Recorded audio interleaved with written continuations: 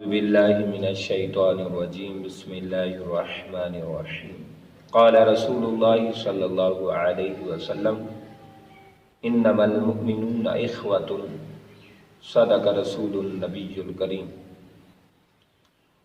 اللہم صلی علی سیدنا و مولانا محمد وبارک وسلم وصلوا علیہ۔ احباب ذی وقار، صلح، اتفاق، اتحاد پر بات کرنا چاہتا ہوں، اور یقیناً آج معاشرے کا یہ ناسور ہو چکا ہے۔ آج معاشرے میں اتحاد اتفاق نہیں ہے۔ تو آقا علیہ الصلوۃ والسلام نے ہماری تربیت کی۔ حضور نے فرمایا مومن ایک دیوار کی مانند ہے، جیسے دیوار میں اینٹیں پیوست کی جاتی ہیں اور اس اینٹوں میں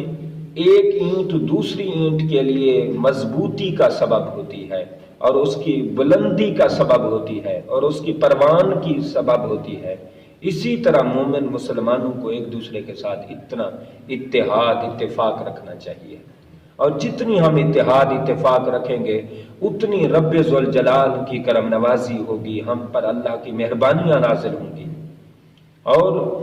چونکہ معاشرے میں ہمارے ایک دوسرے کی ضرورت ہے، رب نے اس لیے ساری کائنات کو اپنے اپنے ان کے ہاتھوں میں اللہ نے اپنی قدرت سے کاریگریاں رکھ دیں تاکہ ہر ایک کی عزت ہو، ہر ایک کو ایک دوسرے کی ضرورت ہو، گوشت والے کو کی ضرورت ہو، درزی کی ضرورت ہو، بڑائی کی ضرورت ہو، ہر طرح کے ایک دوسرے کی ضرورت ہو تاکہ ایک دوسرے سے کام آئے، ایک دوسرے سے فائدہ حاصل کر سکیں۔ تو مومنوں کو اللہ نے بھی جوڑا ہے، اللہ کے رسول نے بھی جوڑا ہے، ہمیں جڑنا چاہیے۔ اتفاق، آقا علیہ الصلوۃ والسلام نے فرمایا، حدیث پاک ہے، فرمایا اتفاق اور صلح ایسی ہونی چاہیے، فرمایا جب تک میری امت ایک کشتی کی مانند ہے، مشکات شریف کی حدیث پاک ہے، فرمایا میری امت کشتی کی مانند ہے، کشتی میں جیسے اوپر پھٹے ہوتے ہیں پھر نیچے ہوتے ہیں، جو بندے جو اوپر والے پھٹے ہیں ان پہ سوار ہیں وہ جلدی سمندر میں ہاتھ ڈال سکتے ہیں، کنڈیاں ڈال کر مچھلی کا شکار کر سکتے ہیں اور مچھلی کو پکڑ سکتے ہیں اور فشنگ کر سکتے ہیں۔ اور جو نیچے والے ہوتے ہیں، اگر نیچے پھٹے والوں کو اوپر والے اگر نہ آنے دیں تو پھر نیچے والے، چونکہ انسان میں لالچ تو ہے، ہر انسان میں لالچ ہے، تو وہ پھٹے اکھوڑ دیں گے، پھٹے اپنے نیچے والے اکھیڑ دیں گے تو اندر پانی آ جائے گا، کشتی ڈوب جائے گی۔ اسی طرح ہے جب ہمارے اوپر والا ٹاپ کا طبقہ جو امیر، کبیر، وزیر، مشیر ہیں، رئیس ہیں، امیر ہیں، بڑے لوگ ہیں، اگر وہ نیچے والوں کا حق ماریں گے اور نیچے والوں کا خیال اور لحاظ نہیں رکھیں گے تو پھر نیچے والوں کی یا تو ظلم ہوں گے یا پھر نیچے والوں کی بد دعائیں ہوں گی جو ان کو لے ڈوبیں گے۔ اس طرح امت تباہی کے دہانے پر پہنچتی ہے۔ بزرگوں نے ایک واقعہ لکھا ہے کہ 3 دوست تھے، ایک کسی کے باغ میں چلے گئے اور وہاں جا کر باغ کا پھل کھانے لگے۔ باغ کا مالک آیا، اس نے آ کر دیکھا کہ 3 بندے میرے باغ میں داخل ہوئے ہیں اور یہ میرے پھل توڑ رہے ہیں، باغ خراب کر رہے ہیں۔ تو بڑا چالاک تھا وہ، اس نے بڑی چالاکی کا مظاہرہ کیا۔ وہ اندر گھس گیا اپنے باغ میں اور جا کر ان تینوں سے میٹھی میٹھی باتیں کرنے لگا۔ جب اچھی اور میٹھی باتیں کرنے لگا تو ان میٹھی باتوں میں اس نے کہا، یار تم ایسے کیوں بیٹھے ہو، نیچے کیوں بیٹھے ہو؟ ایک اس بندے کو بھیجا، ان میں سے 3 میں سے ایک بادشاہ کا بیٹا تھا، ایک وزیر کا بیٹا، ایک ایسے کوئی عام لوکل آدمی تھا۔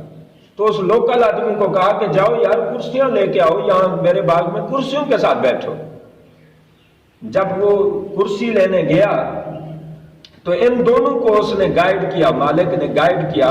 کہ یار تم تو بڑی شخصیت کے مالک ہو، بڑے ہمارے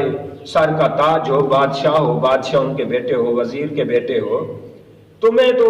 میں نہیں روک سکتا، تم تو یہاں کھاؤ، مہینہ بھر یہاں بیٹھے رہو، تمہارا اپنا ترکہ ہے، مال ہے، تمہارا اپنا باغ ہے، لیکن یہ جو تمہارے ساتھ آیا ہے یہ تو نچلی ذات کا ہے، نچلے طبقے کا ہے، یہ تو تمہاری بدنامی کا باعث ہوگا، میں اس کو بھگاتا ہوں۔ تو وہ مالک گیا، وہ کرسیاں اٹھا رہا تھا، اس کی خوب پٹائی لگائی اور اسے بھگا دیا، خوب پٹائی لگائی۔ پھر اسی طرح وہ آگے آیا اور پھر قاضی کے وزیر کے بیٹے کو پکڑ لیا اور کہنے لگا تو بادشاہ کے بیٹے کے ساتھ مقابلہ کرتا ہے، تیری جرت کیا ہے؟ بادشاہ تو شہزادہ ہے ہمارا،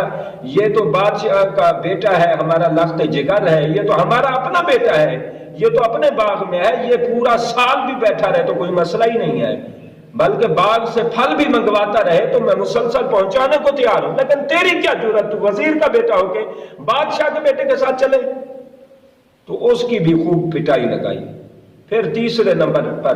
بادشاہ کے بیٹے کو پکڑ لیا اور کہنے لگا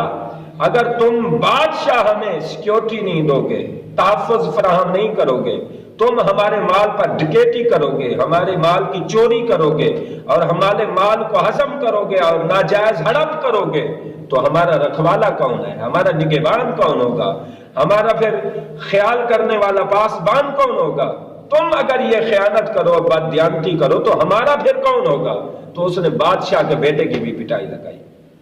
تو ایک ایک کر کے اس نے تینوں کی پٹائی لگائی اور تینوں کو بھگایا، بڑا ذلیل اور رسوا کر کے۔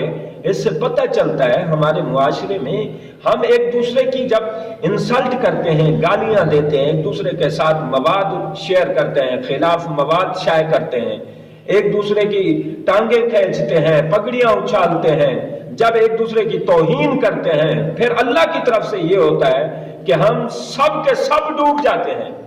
ایک ایک کر کے سب ڈوب جاتے ہیں۔ لہذا union is strength, union is powerful, اتحاد بڑی چیز ہے، اتحاد میں برکت ہے۔ اتحاد سے اگر ہم رہیں گے تو ہم کسی سے بھی مار نہیں کھا سکتے۔ اگر ہم اختلاف میں رہیں گے، ایک دوسرے سے جھگڑیں گے، ایک دوسرے کو گالیاں گلوچ دیں گے، ایک دوسرے کی عزت خراب کریں گے اور پھر وہ مواد نیٹ پر اپلوڈ کر دیں گے، تو اس طرح ہم معاشرے میں تنزلی آتی ہے، معاشرے کا عروج خراب ہوتا ہے، معاشرے کی ترقی خراب ہوتی ہے، معاشرے کی وہ رونقیں نہیں رہتی۔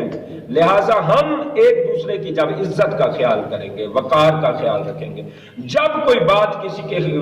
مسلمان بھائی کے خلاف کسی سے سنیں، فوراً اٹھ جائیں، فوراً اسے روک دیں، اسے روک دیں گے۔ جب تم کسی کا گلہ نہیں سنو گے، اگلا بھی تمہارا گلہ نہیں سنے گا، کیونکہ کما تدین و تدان، من دہا کا دوہی کا، من فعل فعل، جیسے کرو گے ویسے بھرو گے۔